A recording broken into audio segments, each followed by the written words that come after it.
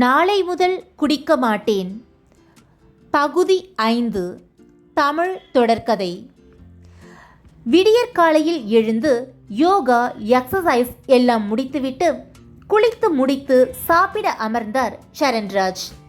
அம்மா சாப்பிட்டாங்களா என்று தன் மனைவியிடம் கேட்டார். இல்லைங்க, அவங்க இன்னும் எழுந்திருக்கல.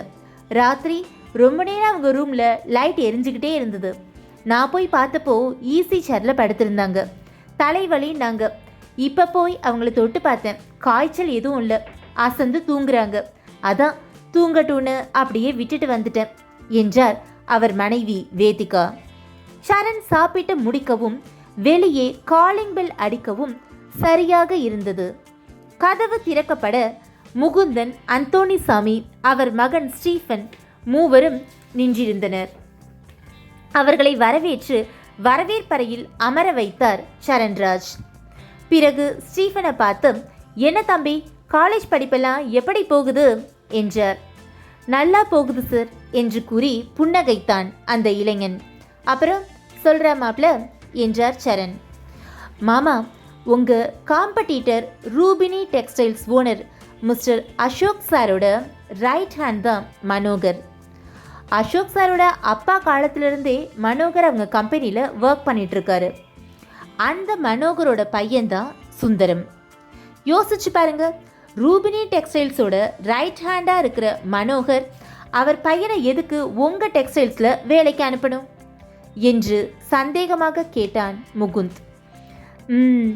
அவன் மனோகர் பையன்னு எப்படி தெரிஞ்சுது என்றார் சரண். அந்தோணிசாமி தொடர்ந்தார். ஐயா, என் மகன் படிக்கிற காலேஜில் சனி ஞாயிறு மட்டும் வந்து படிக்கிற மாதிரி சில படிப்புங்கள்லாம் இருக்குங்க.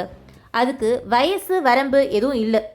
ஒரு 2 வருஷத்துக்கு முன்னாடி அதில் ஒரு கோர்ஸில் இந்த சுந்தரம் பையன் படிச்சுட்டு இருந்திருக்கான். அப்போ அங்கே படிக்க வந்த பொம்பளை பிள்ளைங்களை அவன் கிண்டல் பண்ண விஷயம் பெருசாகி அவனை காலேஜுக்கு வர வேணான்னு சொல்லிட்டாங்களாம். அவன் அவங்க அப்பாவோட வந்து மன்னிப்பு கடிதாசி கொடுத்துட்டு மூஞ்சியை பாவமாக வச்சுட்டு நின்னான். அந்த நேரம் என் மகனுக்கு ஃபீஸ் கட்ட நான் காலேஜுக்கு போயிருந்தேன். முதல்ல என்னை பார்த்த அந்த மனோகர் மூஞ்சியை திருப்பிக்கிட்டான்.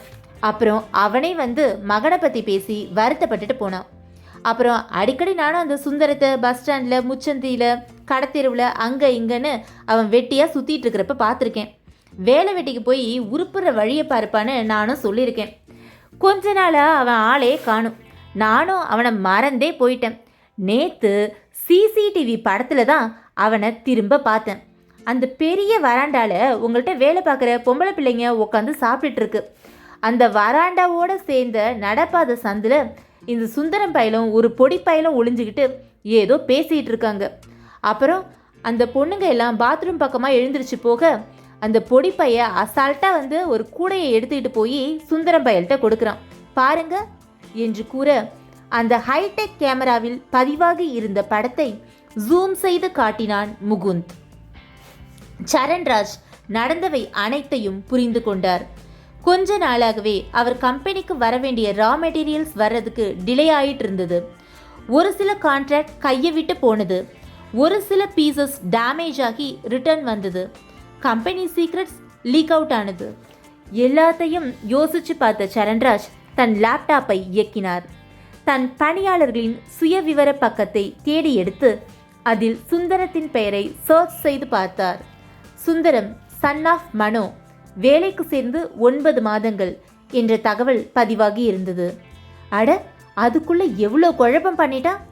நம்ம பிரச்சனை இருக்கட்டும், அந்த அப்பாவி பொண்ணை வேற மாட்ட விட்டு பப்ளிக் முன்னாடி அசிங்கப்படுத்தியிருக்கானே என தன் வருத்தத்தை வெளிப்படுத்தினார் சரண்.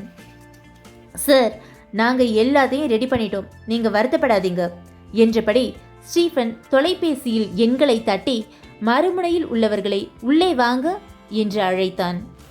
சில நேர்மையான மீடியா சேனல்ஸ் மைக் கேமராவுடன் அங்கே வந்தனர். டேய், உள்ள வாடா என்றபடி 4 பேர் சுந்தரத்தை பிடித்து அழைத்து வந்தனர்.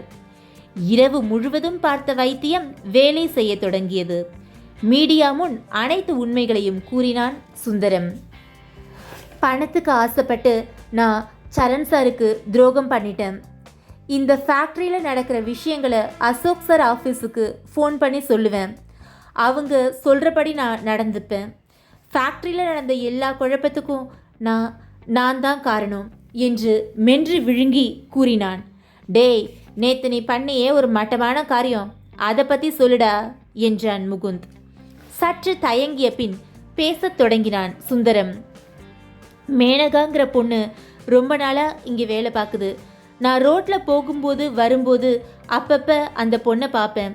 பாட்டு பாடி கிண்டல் பண்ணி சீனெல்லாம் போட்டு பார்த்தேன். அது என்னை திரும்பி கூட பார்க்கல. அப்புறம் அவளை பற்றி விசாரித்து தெரிஞ்சுக்கிட்டேன். அவள் புருஷன் ஒரு 1ஆம் நம்பர் குடிகாரன். அவனை கல்யாணம் பண்ணிக்கிட்டு பணத்துக்கு ரொம்ப சிரமப்படுறா. வாழ்க்கையே அவளுக்கு போராட்டமாக இருக்குது. அதனால் கஷ்டப்படுற பொண்ணு தானே, கொஞ்சம் பாசமாக பேசினா பணம் காசு தரேன் ஹெல்ப் பண்ணுறேன்னு சொன்னா ஈஸியாக நம்பிடுவா. அப்புறம் அவளை ஏமாற்றிட்டு அவள் மேலேயே பழி போட்டுட்டு போயிடலான்னு நினச்சேன்.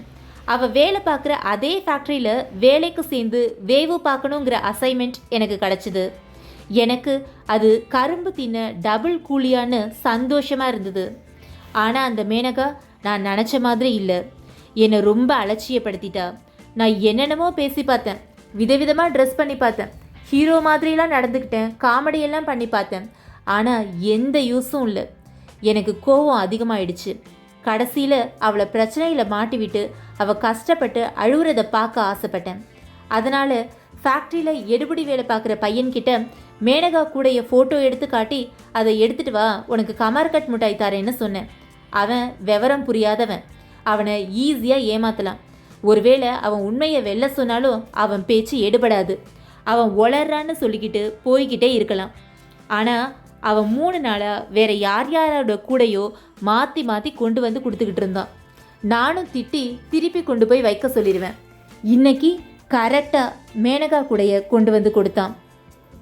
எனக்கும் பழிவாங்க சரியான சந்தர்ப்பம் நினச்சி அவளை மாட்டி விட்டுட்டேன். ஆனால் கடைசியில் நானே மாட்டிக்கிட்டேன் என்றான் சுந்தரம். டேய், அரசன் அன்று கொள்வான், தெய்வம் நின்று கொள்ளுங்கிறதுலாம் பழமொழி. இப்போல்லாம் கடவுளோட கோர்ட்டில் தான்டா ஜட்ஜ்மெண்ட் ஸ்பீடாக கிடைக்குது. அதான் நீ மாட்டிக்கிட்டு மானம் போய் நிற்கிற என்றான் ஸ்டீஃபன். மாமா, நாங்கள் இந்த மானம் கெட்டவனை மாமியார் வீட்டுக்கு அனுப்பிட்டு வந்துடுறோம் என்றான் முகுந்த். நோனோ முகுந்த், அவன் முதல்ல அந்த பொண்ணு மேனகா கிட்ட மன்னிப்பு கேட்கணும். ஆல்ரெடி பிஏ கிட்ட அந்த பொண்ணை போய் பார்க்க வேண்டிய ஏற்பாடுகளை எல்லாம் பண்ண சொல்லியிருக்கேன். இவனும் கூட வரட்டும். நாம் போகிறது ஹாஸ்பிட்டல், அதனால் உள்ள அதிக கூட்டம் வேண்டாம். பட் நம்ம உண்மையை உலகத்துக்கு புரிய வைக்கணும். ஸோ மீடியாஸ் எல்லாம் ஹாஸ்பிட்டலுக்கு வெளியில் வெயிட் பண்ணுங்கள். உங்கள் ரெப்ரசன்டேட்டிவாக ஒரு மீடியா பர்சன் மட்டும் உள்ளே வரட்டும் என்றபடி தன் உற்சாக நடையை மேலும் விரைவுபடுத்தி காருக்குள் சென்று அமர்ந்தார் சரண். ஸ்டீஃபனும் முகுந்தனும் தங்கள் ஆட்களுடன் சுந்தரத்தை பாதுகாப்பாக தங்கள் ஜீப்பில் அழைத்து கொண்டு வந்தனர். ஊடக நண்பர்கள் அவர்களை பின்தொடர்ந்து வந்தனர்.